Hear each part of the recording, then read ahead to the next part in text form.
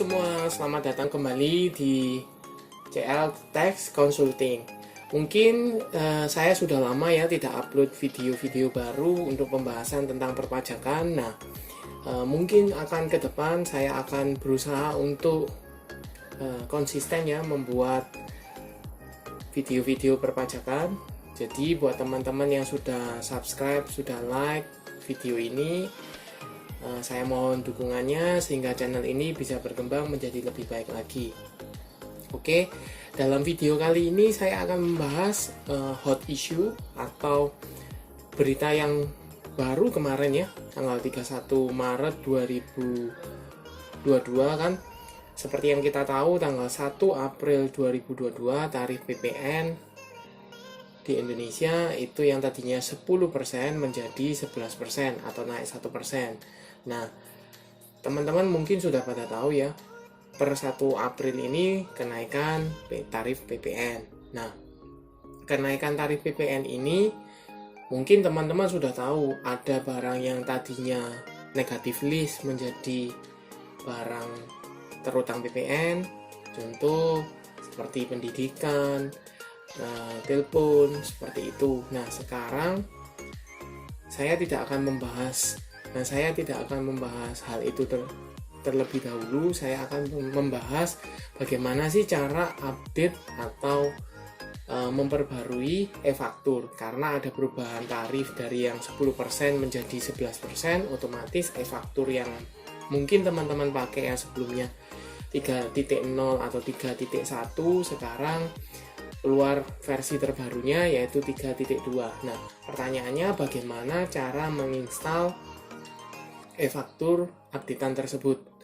Nah, yang perlu teman-teman tahu, teman-teman harus tahu dulu komputer atau laptop teman-teman ini menggunakan berapa bit, apakah 32 atau 64, seperti itu. Kalau rata-rata laptop sekarang pasti 64 bit, seperti itu. Nah, kalau teman-teman sudah mengetahui berapa bit laptop atau komputer teman-teman, sekarang teman-teman bisa download atau bisa unduh aplikasi update-nya e-faktur 3.2. Nah, di mana? Nah, kalau untuk update-nya itu teman-teman bisa masuk ke http://efaktur.pajak.go.id. Nah, atau biasanya teman-teman yang sering pakai yaitu Innova. Nah, di bagian bawahnya itu ada aplikasi e-faktur terbaru, unduh di sini. Tinggal teman-teman klik saja tersebut. Mungkin karena ini masih baru ya, pada waktu video ini dibuat ini masih baru tanggal 1 April, jadi ini masih baru. Mungkin teman-teman agak kesulitan untuk masalah download. Nah, di sini jelas ada patch update aplikasi untuk e-faktur 3.2-nya. Seperti itu. Nah, teman-teman tadi kan sudah tahu Windows-nya Windows pakai yang berapa bit, 32 bit atau 64 bit. Nah, let's say misalnya 64 bit, tinggal teman-teman klik download di sini, maka nanti dia akan otomatis terdownload. Kita coba ya. Kita coba download di sini. Nah,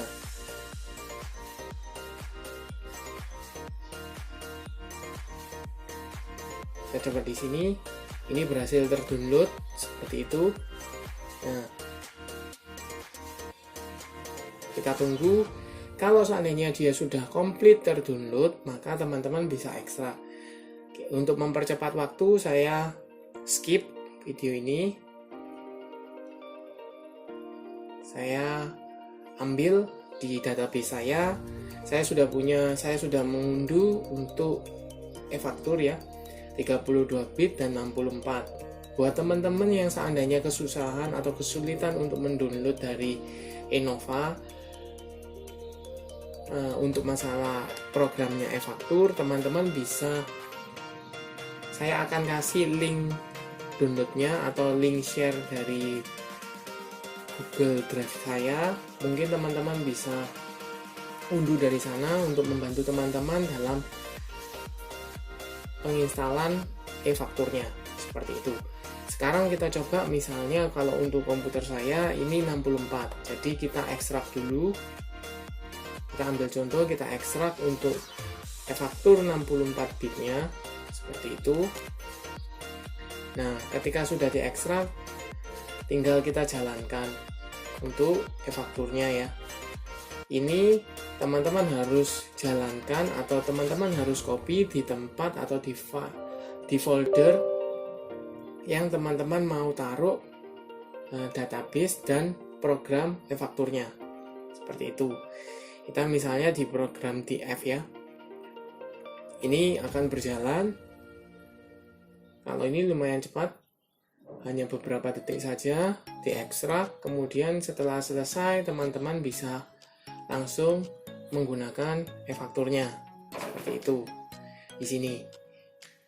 Ini sudah ke ekstrak ya, e-fakturnya untuk 64 bit versi 3.2 seperti itu. Nah, pertanyaannya, ini kan kosongan, belum ada database-nya. Bagaimana cara menggabungkan database yang lama ke aplikasi yang baru supaya aplikasinya ini bisa berjalan dengan lancar tanpa ada gangguan? Nah, caranya adalah teman-teman harus backup dulu ya database teman-teman yang lama di e-faktur yang 3.0 atau 3.1-nya itu. Teman-teman harus backup database-nya dulu, kemudian ekstrak e-faktur 3.2-nya. Kemudian apa yang harus dilakukan? Yang pertama, teman-teman harus jalankan dulu e-faktur 3.2-nya sebelum ada database, teman-teman. Jadi ini akan dijalankan dulu seperti itu. Nah, mungkin ini akan butuh beberapa menit ya, beberapa menit untuk auto update-nya dari. Nah, sekarang program e-faktur 3.2-nya sudah terbuka ya. Tinggal pilih database, mau lokal database atau network database. Nah, teman-teman apa yang harus dilakukan setelah teman-teman jalankan e-fakturnya? Teman-teman jangan masuk dulu ya. Ini tinggal di close saja dulu, keluar. Nah, di sini sudah muncul ada database-nya. Ada database. Apa yang harus dilakukan? Teman-teman copy database teman-teman dari e-faktur 3.0 atau 3.1-nya ke database yang baru atau e-faktur yang baru. Seperti itu. Caranya bagaimana? Kita ambil contoh misalnya di sini ya. Saya ambil contoh. Saya backup. Ini database-nya. Kemudian kita coba untuk masukkan di program e-faktur 3.2-nya. Di sini DB. Tinggal di copy pastekan seperti itu. Kita tunggu prosesnya. Nah, ketika database-nya sudah masuk, ya kan? Teman-teman apa yang harus dilakukan? Teman-teman klik lagi text invoice. Diklik untuk dijalankan kembali. Supaya apa? Database-nya teman-teman yang 3.0 atau 3.1 tersebut bisa kebaca ke database atau e-faktur 3.2-nya. Seperti itu. Dijalankan, kita tunggu prosesnya. Seperti itu. Nah, oke.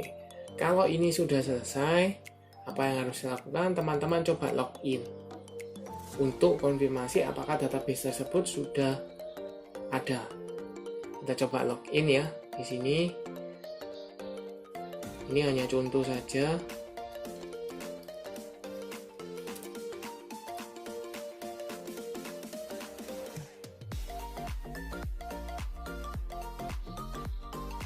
Nah, ini sudah ada, berarti sudah masuk seperti itu. Ini hanya contoh ya. Jadi aplikasi 3.2-nya ini, e-faktur 3.2-nya ini sudah bisa digunakan. Nah, supaya teman-teman pada waktu auto start-nya itu tidak lama, apa yang harus dilakukan? Teman-teman ubah text invoice update-nya ini ditambahi dengan spasi atau garis bawah old. Supaya apa? Mungkin teman-teman akan tahu perbedaannya. Jadi ini ketika ini diklik text invoice-nya, maka dia auto update-nya akan mati. Jadi akan cepat keluar, langsung muncul di tampilan depannya seperti itu. Prosesnya akan lebih cepat. Nah, langsung kan seperti itu. Oke, jadi saya harap melalui video-video yang saya akan share ini teman-teman bisa bermanfaat lah buat teman-teman, supaya teman-teman bisa update e-faktur, memahami perubahan-perubahan atau informasi update dari perpajakan seperti itu.